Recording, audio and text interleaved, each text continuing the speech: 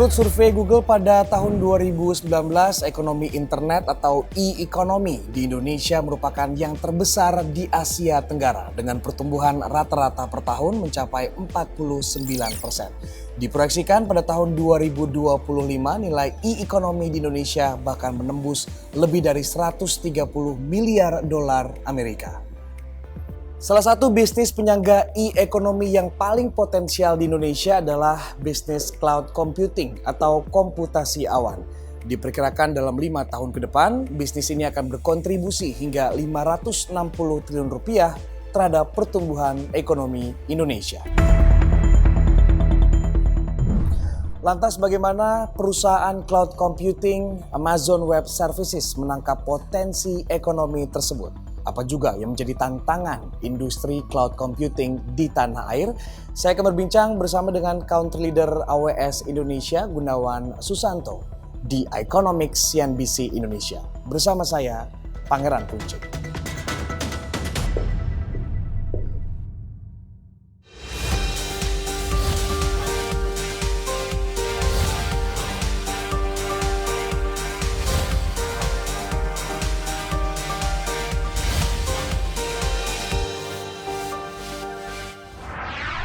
Ya, dan saat ini saya sudah bersama dengan Gunawan Susanto, Country Leader AWS Indonesia. Mas Gunawan, terima kasih sudah bergabung di Economics. Terima kasih Mas Punce. Oke, kalau kita berbicara tentang industri komputasi awan gitu ya, atau cloud di dunia, ini kan growth-nya sangat-sangat luar biasa gitu ya. Bahkan diperkirakan pertumbuhan di Indonesia ini growth-nya 49% per tahunnya. Nah, Anda melihat untuk Indonesia sendiri, apakah Anda melihat juga di angka yang sama?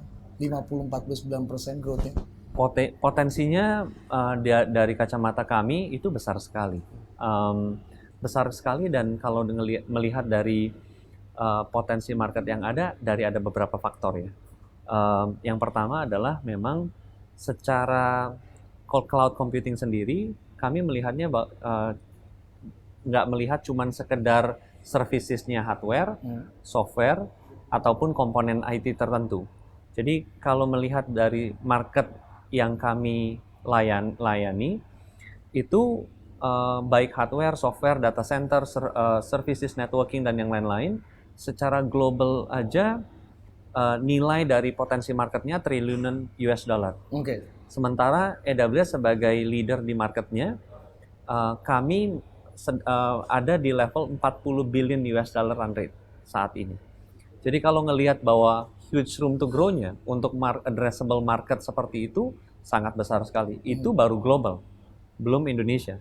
Jadi kalau Indonesia, kami melihat bahwa dengan potensi market seperti itu, di mana bukan cuman startup, tapi juga banyak enterprise, baik itu yang besar ataupun small medium business, yang sudah mulai menggunakan teknologi cloud. Atau mereka baru mulai, atau mereka yang sudah lakukan, dan mereka berinovasi untuk melakukan. Oke, jadi marketnya saat ini untuk di Indonesia memang masih sebagian besar startup gitu ya? Masih preliminary, masih startup, betul. Tapi kami juga melihat banyak enterprise yang sudah mulai menggunakannya.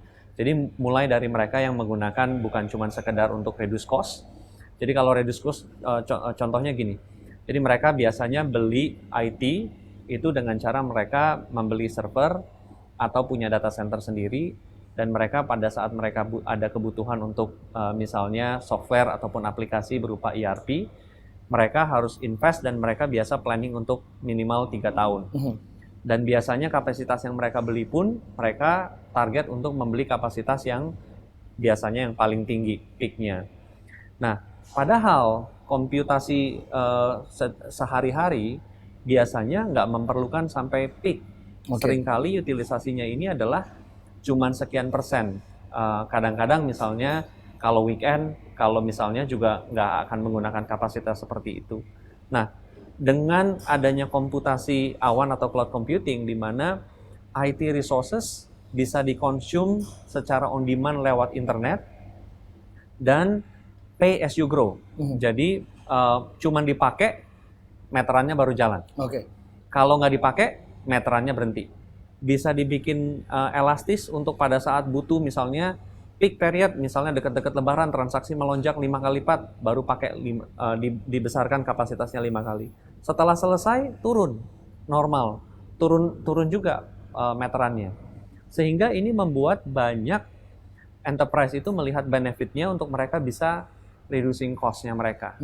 Nah, ini rata-rata bisa minimal at least kalau dalam pengalaman kami dengan banyak enterprise customer, minimal 20-30% untuk bisa reduce cost utilisasi untuk lift and shift-nya. Oke, 20-30%. Betul. Belum lagi kemudian kalau namanya optimalisasi cost, kami melihat bahwa cost reduction itu nggak cuma sekedar pindah lift and shift.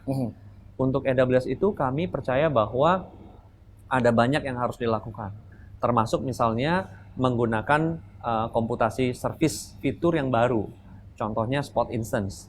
Spot instance AWS itu seperti apa? Sama seperti kayak extra capacity yang nggak kepake, customer itu bisa bidding. Jadi kayak misalnya kalau Mas beli paket data, malam biasanya kan ada free. Nah ini mirip konsepnya seperti itu, sehingga compute power yang nganggur istilahnya itu bisa digunakan dengan 70-80% lebih murah dibandingkan on demand price. Jadi basically semuanya sebenarnya ini ya customize gitu ya, bisa di custom semuanya sesuai kebutuhan. Dan sesuai kebutuhan dan sesuai yang digunakan. Nah itu baru porsi untuk reduce cost-nya. Porsi untuk inovasinya itu jauh lebih besar lagi. Karena banyak customer, contohnya misalnya salah satu startup yang menggunakan kami, Jojonomics.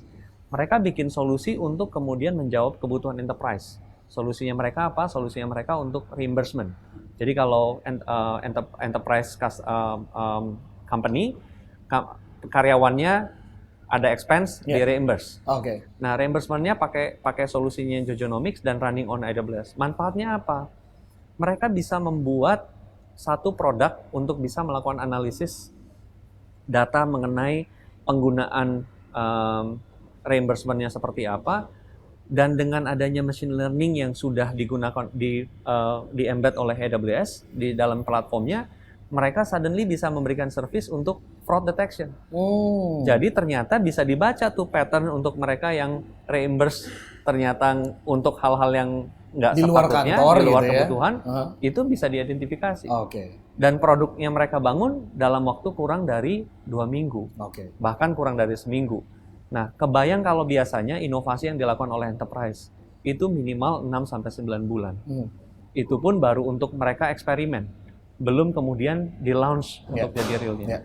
Jadi kami melihat bahwa dengan potensi inovasi ini, itu banyak sekali enterprise di Indonesia itu memerlukan kecepatannya dan agility-nya untuk bereksperimen, dan mereka bisa kemudian terus membuat service-service yang baru.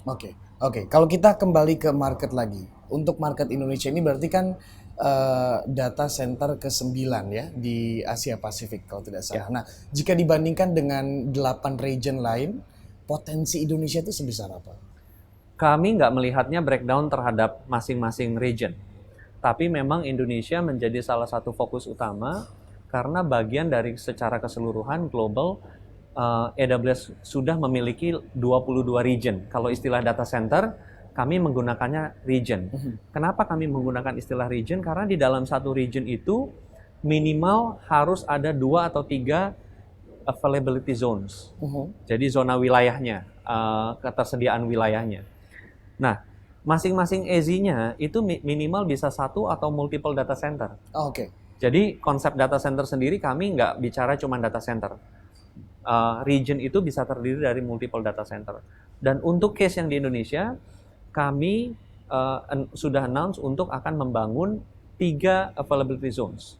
Tujuannya apa? Masing-masing zone ini, kalau di dalam terminologinya AWS, kalau mungkin terminologi dari cloud provider lain-lain berbeda mengenai zone.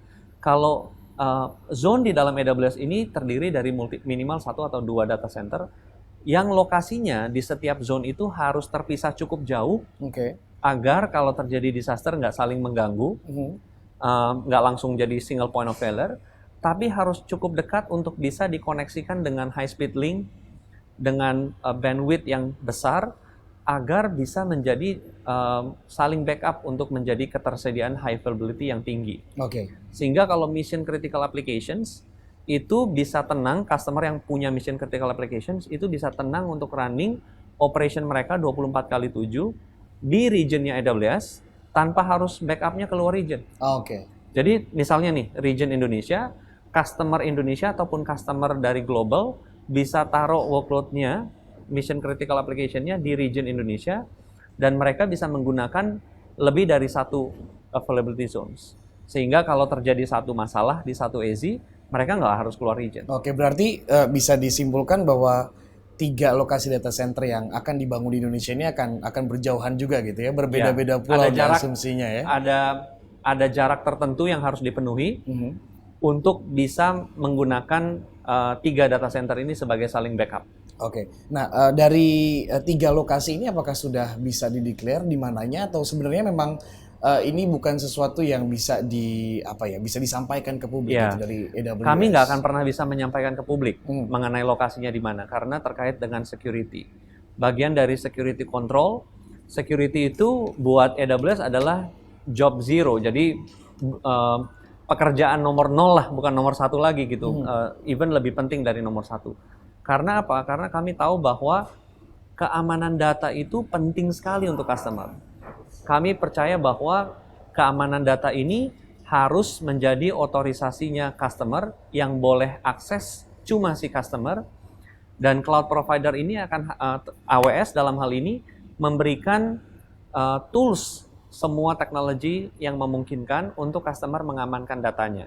Jadi pengamanannya itu sampai di level di mana enkripsinya itu bisa dilakukan nggak cuma pada saat penyimpanan, tapi enkripsinya itu pada saat transfer data itu bisa dienkripsi. Jadi datanya dibungkus gitu ya, supaya nggak bisa diakses oleh orang lain atau nggak bisa dilihat.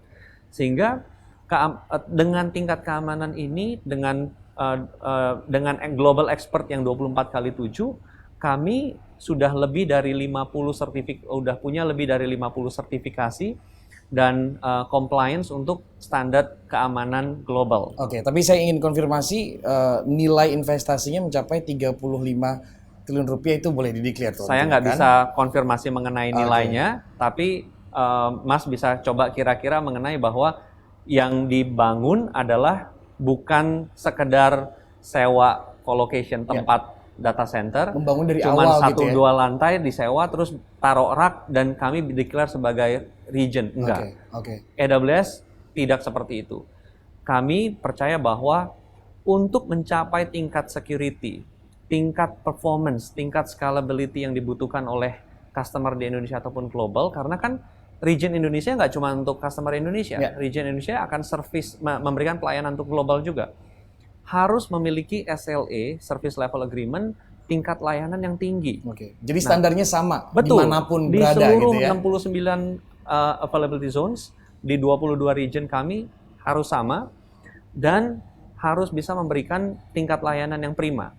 Kami percaya bahwa membangun dari nol atau dengan kompleksitas skala seperti itu, nggak bisa dicapai cuman dalam waktu singkat, dan kalau kami pengen sekedar bikin bisnis short term, gampangnya istilahnya yang penting udah ada layanan dan langsung bisa jualan, bisa aja cuman sewa data center terus udah gitu taruh 2 rak atau tapi berapa rak selesai. dari awal gitu ya kami pengen make sure bahwa security-nya harus dan semua standarnya terpenuhi, bangun dari awal, sehingga kebayangkan kalau layanan pipa konektivitas yang harus dijaga untuk 3 lokasi, dan kebutuhannya untuk service global itu akan masif. Pasti cost-nya akan besar dan pasti triliunan rupiah itu gitu ya? investasi untuk Indonesia. Baik, nanti kita akan kembali usai jeda, tetaplah bersama kami di iConomics.